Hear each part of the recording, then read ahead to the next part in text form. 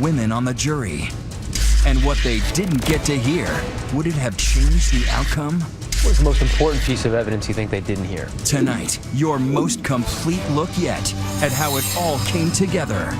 Every child's worst nightmare to be followed on the way home in the dark. This is the path where the lives of Trayvon Martin and George Zimmerman collided that night. The neighborhood watchdog on a collision course with a kid in a hoodie, Trayvon Martin. He said, "You're gonna die tonight, look." With today's verdict, is a racial powder keg about to explode? We are not racist! Here's David Muir. Good evening and welcome to the special edition of 2020. And tonight, the breaking news here, not guilty. More than 15 hours after they got the case, 6 women came out of that jury room within the last hour and handed in their verdict. In essence, delivering the future of George Zimmerman. Just moments ago, Trayvon Martin's father tweeting this, and we'll put it up on the screen right now. God blessed me and Sabrina with Trey, and even in his death, I know my baby is proud of the fight we, along with all of you, put up for him. God bless. A family in pain tonight, while another family, the family of George Zimmerman, inside that courtroom with tears, hugging his defense team. ABC's Matt Gutman has been on this case in Florida ever since the story first broke, and he joins us live outside the courthouse in Sanford. Matt, good evening. Good evening, David. In fact, this caps 17 months of suspense. That's after George Zimmerman shot Trayvon Martin on that cold February night. Now those 6 jurors, 5 of them mothers, coming to this verdict. Now, let's just pause for a second to hear Judge Deborah Nelson read out that verdict. In the Circuit Court of the 18th Judicial Circuit in and for Seminole County, Florida, State of Florida versus George Zimmerman. Verdict: we, the jury, find George Zimmerman not guilty. So say we all four-person. Does either side want to poll the jury? We would, Your Honor. Okay, ladies and gentlemen, as your juror number is being called, please answer whether this is your verdict. Juror B 29, is this your verdict? Yes. Juror B 76, is this your verdict? Yes. Juror B 37, is this your verdict? Yes. Juror B 51, is this your verdict? Yes. Juror E 6, is this your verdict? Yes. Juror E 40, is this your verdict? Yes. Thank you. Now, just after that moment, David, the judge said that Zimmerman's business in court is over. She released him from his bond. He had his GPS ankle bracelet cut off, and soon after that, he was whisked away. His defense team says to a safe location.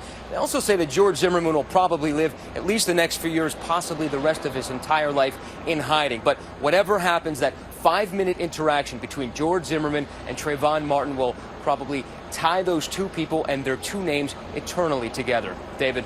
Matt Gutman outside the courthouse for us here. Matt, thank you. And so much of this trial being watched closely by the people of Sanford, Florida, and across this country.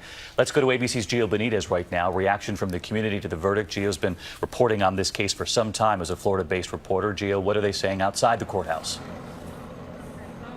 Well, David, good evening to you. There are still people here, many who support the state, who wanted to see George Zimmerman convicted. Some were out here earlier today who also supported George Zimmerman, but those were outnumbered, of course, by the Trayvon Martin supporters. And one of those is Melinda, a mother of 3. Why did you bring your children out here? You told me it's important for you.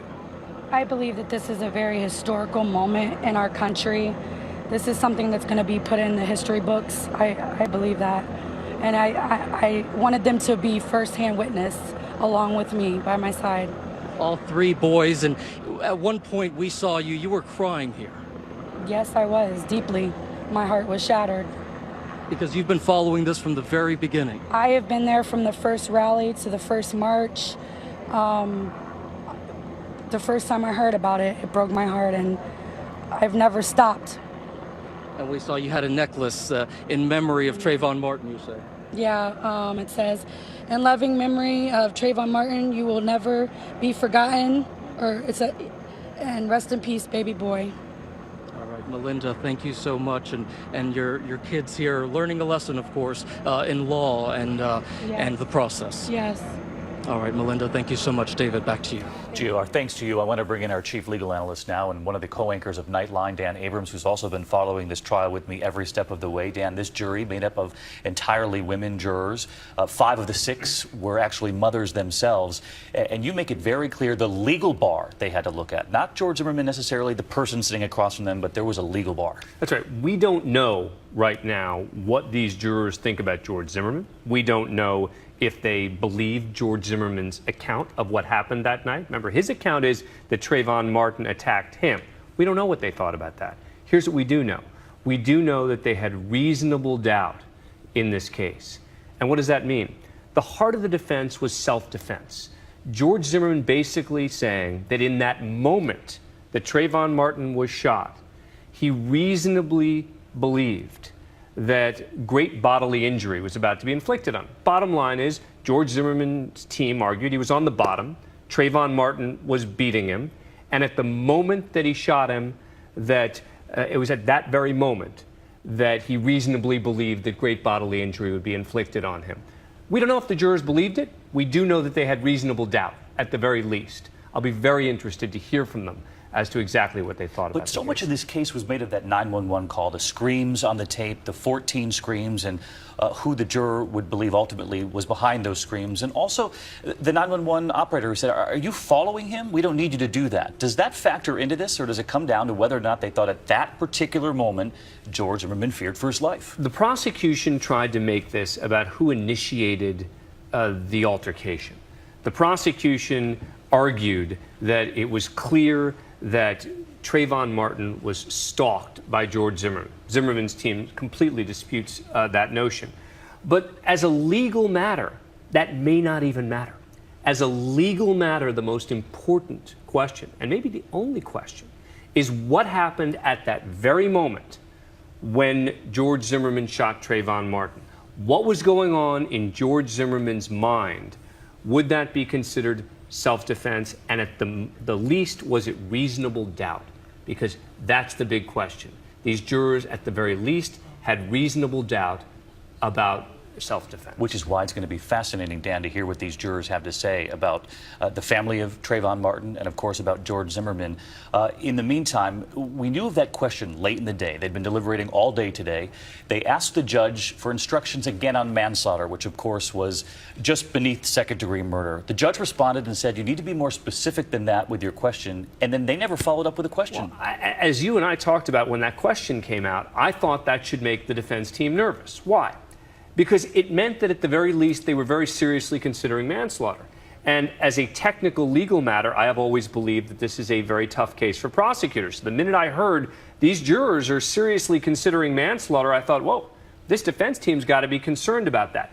In retrospect, we now see the jurors never even got back to the judge. The judge said be more specific. The jurors never even got back to the judge. So I think that we can really deduce from that there was one juror, likely, who had a question, who wanted something resolved, but that by the time the judge asked them the question, the jurors had really worked it out amongst themselves without even needing to go back to the court with a specific answer as to what they were looking for. Our Chief Legal Affairs anchor, Dan Abrams, and co-anchor of Nightline. Dan, thanks for being here with me. And as we continue here, we want to know what you believe at home. Did you agree with the jury's verdict? We're on Twitter throughout the evening. Let us know. Use the hashtag ABC2020.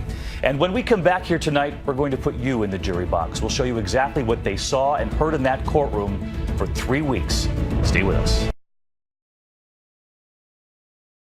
2020 continues with the George Zimmerman trial verdict. Once again, David Muir. Of course, we'll have to wait and find out from those 6 women on the jury about what made up their minds for the verdict they delivered. But how would you have interpreted the evidence, those 14 screams in that 40 minutes? With George Zimmerman deciding not to take the stand, all we had was 2 teams of impassioned lawyers battling it out. The defense on behalf of the Zimmerman family and Trayvon Martin's family with those prosecutors. Here's a look tonight at how they did it. Once again, Matt Gutman. Your verdict finding George Zimmerman either guilty or not guilty must be unanimous. The jury's long-awaited decision came after a tense 3-week trial filled with courtroom fireworks. He automatically assumed that Trayvon Martin was a criminal.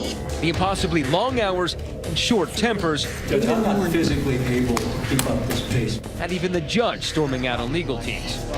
Finally, an answer to the burning question: why did George Zimmerman kill Trayvon Martin? Was it murder, manslaughter, or self-defense?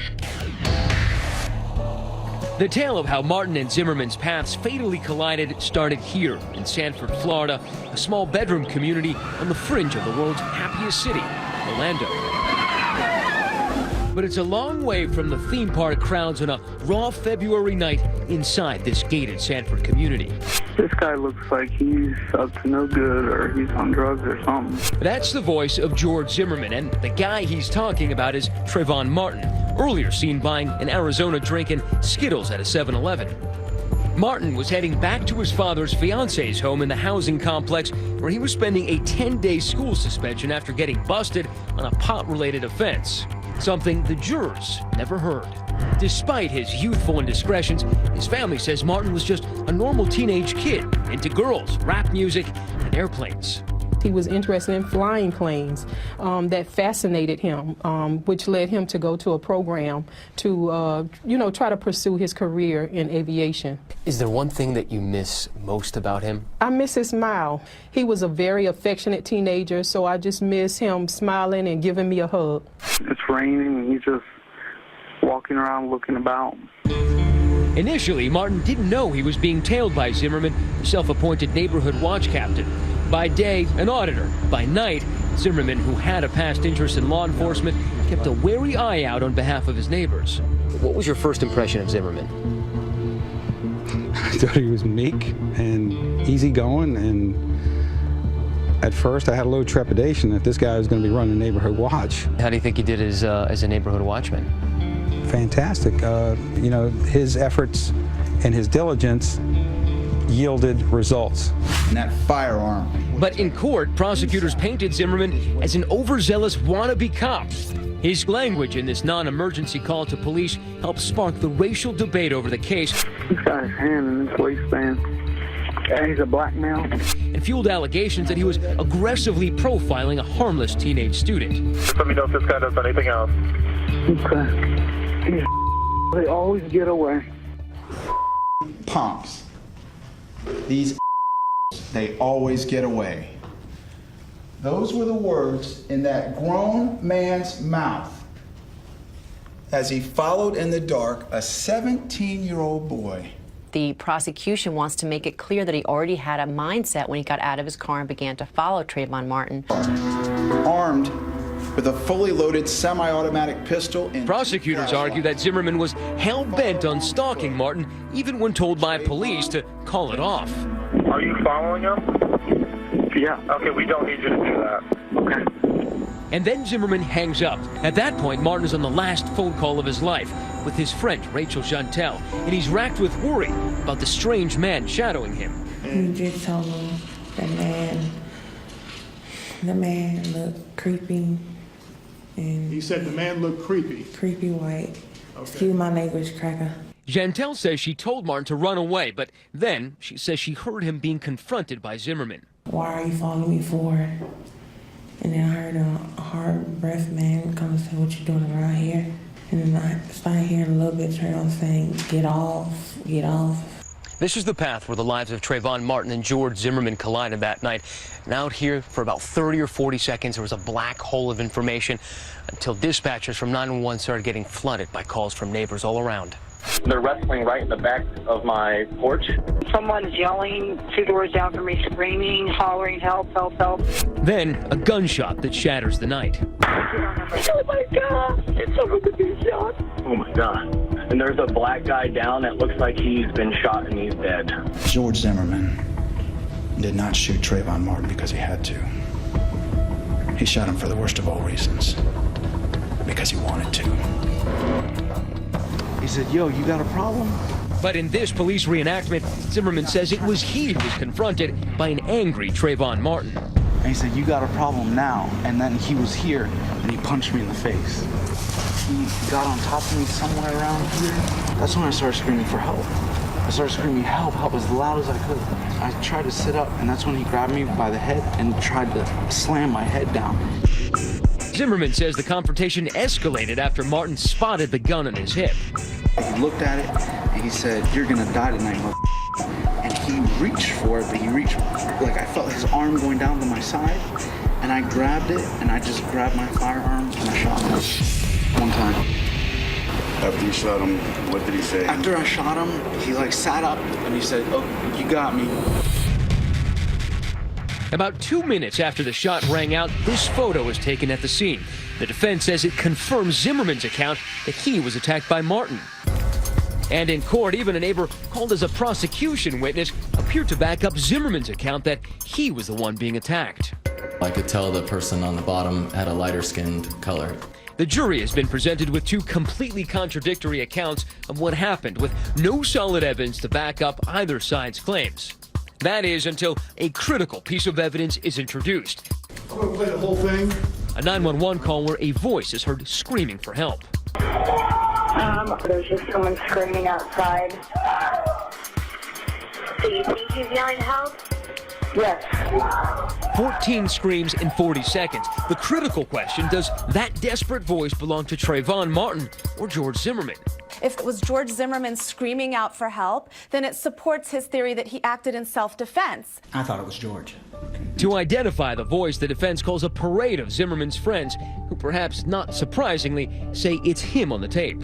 Do you know whose voice that is in the background screaming? Yes, definitely. It's Georgie. I hear it. I hear him screaming. There's absolutely no doubt in my mind that is George Zimmerman. The mothers of both Martin and Zimmerman also take the stand, and they confidently identify the voice as that of their son. Who do you recognize that to be, man? Trayvon Benjamin Martin. I'm sure that's George's voice. You guys are called Tracy Martin, Your Honor? But then the defense calls a more unlikely witness. And nothing but the truth, so help you God. I do. Trayvon Martin's father, Tracy Martin. Police say Martin informed them just 2 days after the shooting that he did not believe the voice on the tape was his son's. But on the stand, Martin seems to change his story, saying that after hearing the tape over 20 times, he's now convinced it was his son crying for help. I was listening to my son's last cry for help. I was listening to his life being taken, and I was coming to grips that Trayvon was here no more. I think at the end of the day, the testimony of these witnesses will cancel themselves out. The jurors are going to have to listen to that 911 tape, and they're going to have to decide for themselves who they believe that voice is. And the only person who knows exactly what happened that night, The defendant, George Zimmerman, decided not to testify in his own defense. After consulting with counsel, not to testify, Your Honor. But the testimony of this woman, the so-called star witness, had everyone talking. A lot of people criticized her for her hair, for her skin, for her darker skin tone. And her answers raised an ugly taboo. Justice for Trayvon! Race. We can't get justice for a young black boy! To say this case is not about race is ignoring the pink elephant in the room. Stay with us.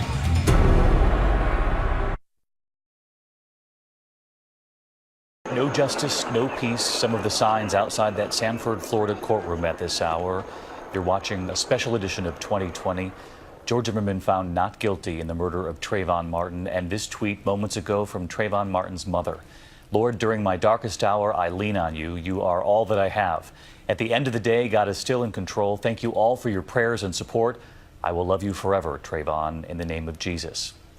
The phrase racial profiling was not used in court, but it did come up for so many people across this country who watched the trial so closely. So did race play a role in what happened that night? Once again tonight, Matt Gutman. Rachel Gentile was the state's star witness. She was supposed to spellbind the jury with details of her phone call with Trayvon Martin just moments before he was killed. Then she opened her mouth. That's real retarded, sir. That's real retarded to do that, sir. 19 years old and just entering her senior year, Gentile was pitted against savvy trial lawyers who kept her floundering on the witness stand for 7 hours. Are you claiming in any way that you don't understand English? I understand you. I understand you. I do understand English.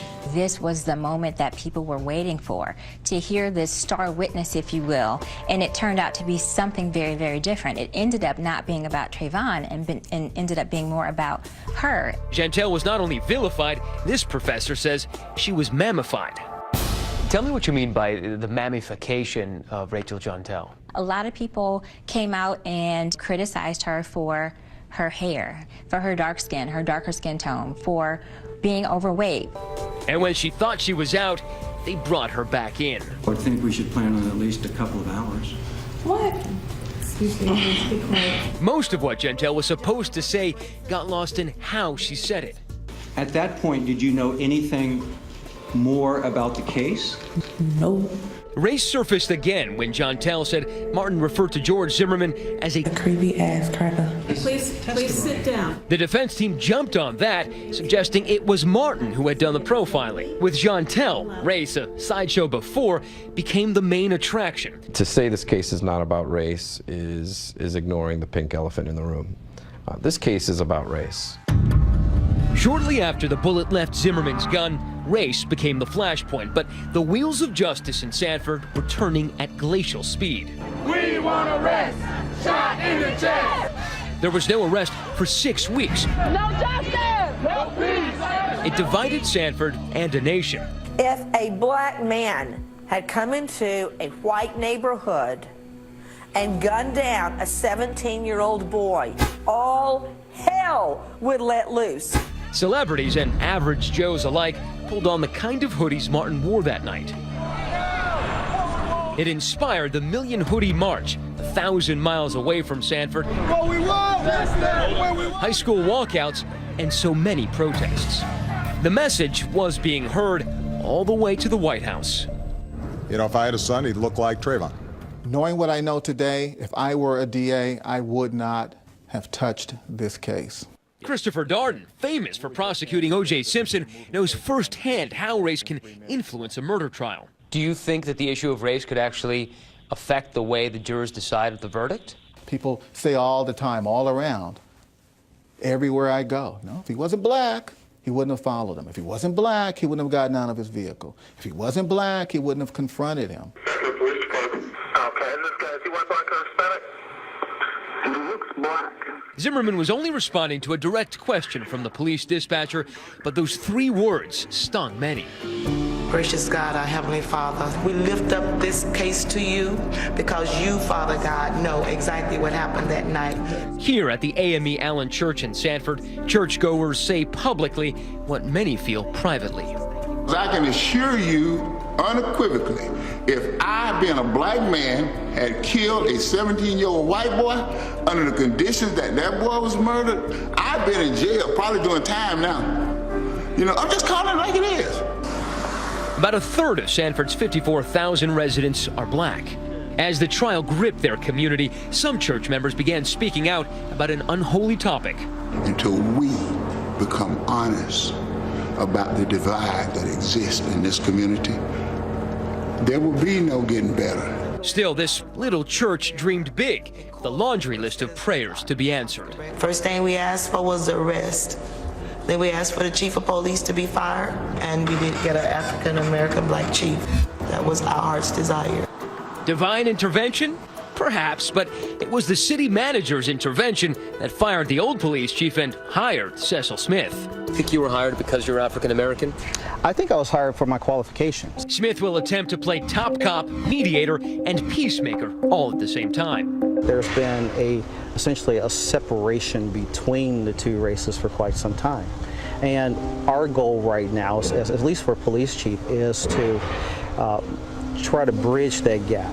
In closing arguments and speaking to the all-female jury, all but one of whom are white, prosecutor Bernie Della Rianda invoked Martin Luther King's I Have a Dream speech as he tried to do damage control on Rachel Jantel's testimony. I had a dream that today a witness would be judged not on the color of her personality, but on the content of her testimony. George Zimmerman, the man charged with second-degree murder of Folks in Sanford are well aware the nation is watching. It turned out to a big week in the George Zimmerman trial. The trial broadcast wall-to-wall on TV. Is it a race case? Yes, because we've all interjected race into it. Those civil rights activists and the media. You helped to make this a race case. At the most racially charged trial in memory, TV cameras have also spotted Shauna Lloyd.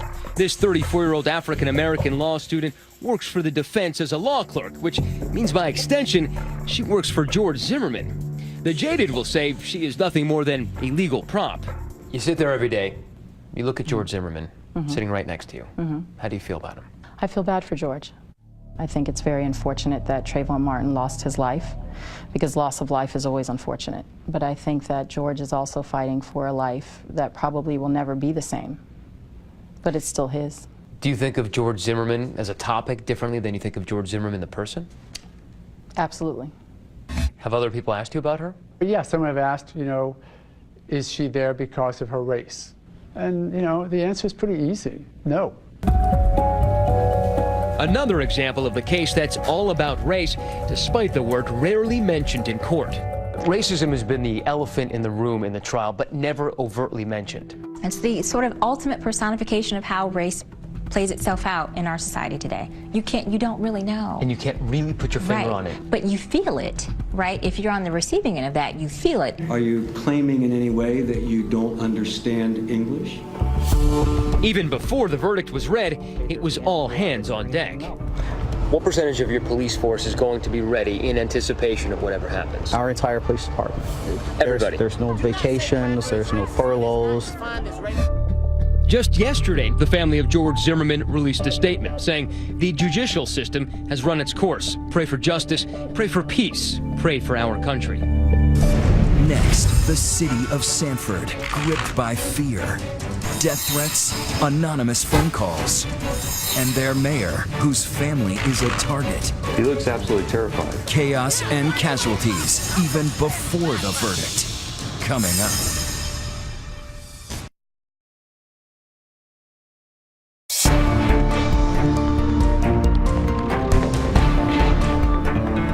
More than 2 weeks of testimony, 56 witnesses, hundreds of pieces of evidence.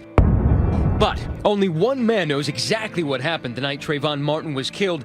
And Friday, in closing arguments, his lawyer called him a victim. There was some anger and hostility and ill will and spite maybe that night. It just had nothing to do with George Zimmerman. Well, that's not true. It had something to do with George Zimmerman. He was the victim of it. Defense attorney Mark O'Mara implored the jury not to assume anything or make snap judgments and laid the burden of proof squarely at the feet of the prosecution. Give me a shred of evidence that contradicts that he had any other option. Sabrina Fulton couldn't take it, leaving the courtroom as pictures of her dead son played one last time for the jury. 6 women, 5 of them mothers. Isn't that every child's worst nightmare? To be followed on the way home in the dark? And lawyers for the state of Florida tried to depict George Zimmerman as a man who had choices and made a deadly one.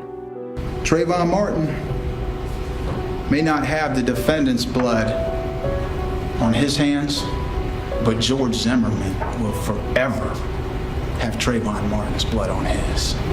2 lives forever changed. Your verdict is not going to bring Trayvon Benjamin Martin back to life. Your verdict is not going to change the past, but it will forever define it. And as the nation is about to turn its attention away from this tiny community, one person is left to pick up the pieces. A guy lost his life. Another guy shot him. When you pull that trigger, no matter what's going on, your life has changed. Whether you go to jail or don't go to jail, your life is totally different. Sanford Mayor Jeff Triplett says there's no going back. Still, he's preserved every moment of this tragedy. I mean, this is really like a little sliver of history. It's a scrapbook of a city turned upside down. Faded clippings of memories still fresh. Son looks terrified there. He looks absolutely terrified as to what's happening. Shot in the chest. We want arrest. the innocence of the children watching all this and trying to understand what's going on. Here in Sanford, being mayor is only a part-time job, but keeping the city safe amid nasty emails, anonymous phone calls, even death threats became a full-time occupation. It was a lot of pressure, and I don't care if you're the mayor of New York City or the mayor of Sanford, Florida. There's no way you can truly be prepared for it. Whereas Trayvon Martin lost his life, others lost their livelihoods. Police Chief Bill Lee, a 30-year veteran, was fired. He's a good man. For me, it wasn't what the investigation was. It was the handling afterwards, the chaos management, so to speak. He didn't take the candy, he took the life and left the child. Lee is shouted down during a press conference weeks after the shooting. He marches away as I try to talk to him. I understand your frustration. I thought for the good of the community, and particularly for the good of the Sanford Police Department, we needed to move forward. But Lee wasn't the only cop casualty. Once a star detective, lead homicide investigator Chris Serino was banished to the graveyard shift, night patrol. On day 6 of the trial, Serino was called by the prosecution, but ironically ended up helping the defense, saying George Zimmerman was believable. His statement, what did that indicate to you? Either he was telling the truth, or he was a complete pathological liar. One of the two. Okay. And then there's the police department spokesman, David Morgenstern, silenced as well. Morgenstern, the PIO? Morgenstern's still sergeant on the police department. But no longer the public information officer? No, he is right now on workers' comp, so he's on light duty. Okay.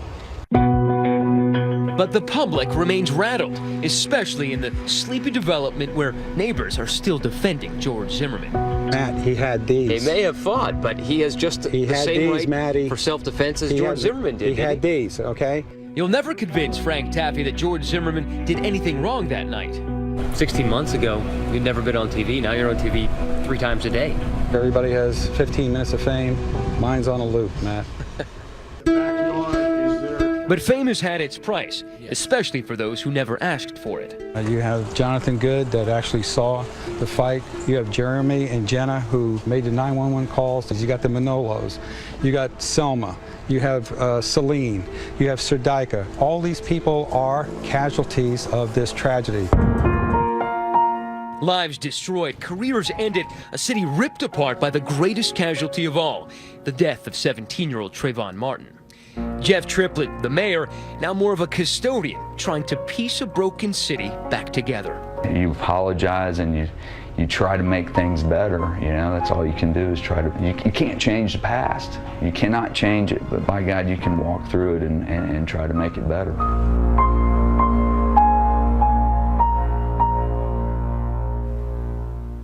Such divisions on both sides of this case, and in fact at this hour from the Sanford Police Department, one of the investigators for the police department saying it's very quiet. We have people patrolling right now, nothing different than usual, nothing out of the ordinary. Encouraging from Sanford, Florida. When we come back on 2020, what the jury didn't get to hear, would it have made a difference in their verdict? We want you to hear it. You decide when we come back.